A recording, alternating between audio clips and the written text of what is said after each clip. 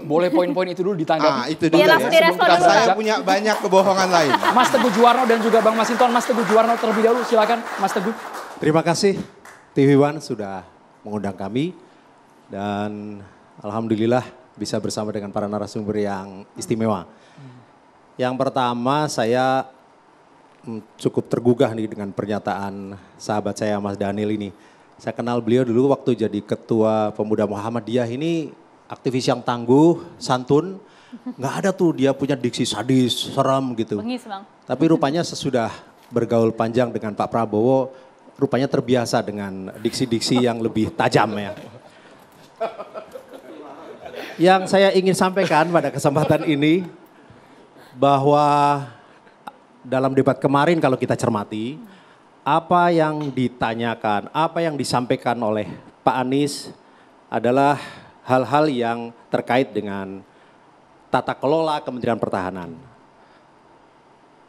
Sebenarnya kalau kita cermati, Pak Anies sebagai calon presiden tentu dia mendapatkan masukan, mendapatkan feeding dari sahabat-sahabat, dari Dewan Pakar dan dari juga teman-teman penggiat demokrasi. Nah, berdasarkan informasi-informasi tersebut itulah yang kemudian beliau sajikan, beliau sampaikan di dalam debat kemarin. Kalau kita melihat secara objektif yang disampaikan rasanya adalah, bukan rasanya, saya meyakini itu adalah hal-hal yang memang terkait dengan persoalan-persoalan publik. Nah, kalau kita berandai-andai ketika apa yang disampaikan Mas Anies itu sekiranya ada yang keliru, adalah menjadi momen yang baik sekali buat Pak Prabowo sebagai incumbent Menteri Pertahanan yang kebetulan sedang nyalon jadi calon presiden untuk menjelaskan kalau itu nggak benar yang mana begitu kan. Sesederhana itu saja, bukan malah kemudian membawa ke ranah personal dengan menggunakan kata-kata omon-omon, menggunakan kata-kata profesor. Kita semua tahu Mas Anies belum profesor. Itu adalah ungkapan nyinyir yang sebenarnya untuk kita membahasakan untuk menunjukkan ketidaksenangan begitu. Tetapi poinnya beliau kemudian menjadi kehilangan kesempatan untuk justru menunjukkan bahwa makanan beliau sehari-hari yang namanya pertahanan keamanan itu bisa beliau sampaikan dengan lugas, dengan meyakinkan, dengan elegan sebagai seorang negarawan. Itu terlewat begitu saja. Soal data 700 triliun tadi? Nah, terkait dengan data 700 triliun, saya rasa clear sekali. Yang disampaikan tentu itu adalah sebuah data selama 5 tahun anggaran Kementerian Pertahanan. Bahkan kalau ditambah dengan kredit ekspor atau hutang Kementerian Pertahanan, sebagaimana dirilis oleh Sri Mulyani, hutangnya saja sudah 25 miliar US dollar atau sekitar 390 triliun. Jadi yang 500 triliun plus 380 triliun sebenarnya. Nah, konteks sebagaimana kita tahu yang kemudian diulang-ulang oleh Mas Daniel seolah-olah itu adalah kebohongan. Ini konteksnya sebenarnya adalah kita bicara soal akurasi. Jangan lupa Mas Daniel, Pak Prabowo juga melontarkan satu statement yang ini sangat merugikan masyarakat yang identik dengan dunia pesantren. Apa itu? Ketika beliau menyebut persoalan teroris, dia sebut Ploso. Ploso nggak ada teroris, Pak Daniel.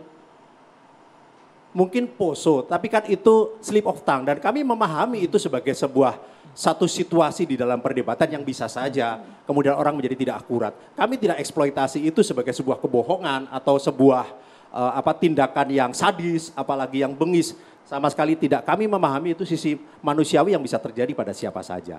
Jadi poin yang saya ingin katakan. Dibacakan saja ya kalimat silakan. tentang yang 700 triliun itu ya. Ya, monggo. Supaya akurat, bagaimana 700 triliun rupiah anggaran Kemenhan tidak bisa mengatasi itu, justru digunakan untuk membeli alutsista bekas yang di saat tentara kita lebih separuh yang tidak memiliki rumah dinas. Ya. Apakah artinya konteksnya gimana? Ya, konteks yang ingin disampaikan adalah ini soal skala prioritas yang ditunjukkan oleh kepemimpinan. Ya kan? Ketika Anda menjadi sebuah pimpinan di kementerian, Anda akan memiliki prioritas-prioritas, memiliki value untuk membela mana yang akan didahulukan. Apakah akan mendahulukan kesejahteraan prajurit atau mendahulukan untuk ya pembelian alutsista yang kemudian dari sisi akuntabilitasnya juga kemudian dipertanyakan. Nah sebenarnya ada hal yang sangat bagus sekali apabila kalau kemudian kita kaitkan dengan apa yang terjadi hari ini. Misalkan kemudian di Riau Pak Prabowo ternyata di belakang itu beliau mengeluarkan statement-statement yang cukup mengejutkan kita dalam artian, oh ternyata publik kemudian menjadi tahu, oh ternyata calon presidennya begini toh. Ketika di dalam perdebatan beliau tidak mau ungkapkan, tetapi di belakang perdebatan malah diungkapkan bahkan dengan diksi yang menurut saya amat kurang elok apabila disampaikan oleh seorang calon presiden begitu. Saya pun tidak tega untuk mengucapkannya. Mulai dari titik-titik etik sama hari ini ya goblok kemudian mengilustrasikan binatang saja dikasih makan nurut. Ini hal-hal yang semoga masyarakat melihat secara objektif bahwa kita akan memilih calon panglima orang nomor 1 di negara ini. Jadi mungkin itu yang saya bisa Sampai elaborasi. dulu ya, terlebih dahulu. Mas Teguh. Ke Bang Masinton terlebih dahulu biar nanti menjawabnya tuntas Bang. Silakan. Ya, jadi terima kasih. Pertama, perdebatan itu tentang tema pertahanan. Tema pertahanan itu tidak ada rahasia negara di situ dalam perdebatan itu. Kalau itu membahas tentang rahasia negara, maka tidak perlu ada tema pertahanan dibahas dalam tema debat capres. Semua itu hal yang umum. Kemudian, kenapa ada dalam era demokrasi modern ada perdebatan antar kandidat? Karena disitulah dilihat performan dari seorang calon pemimpin.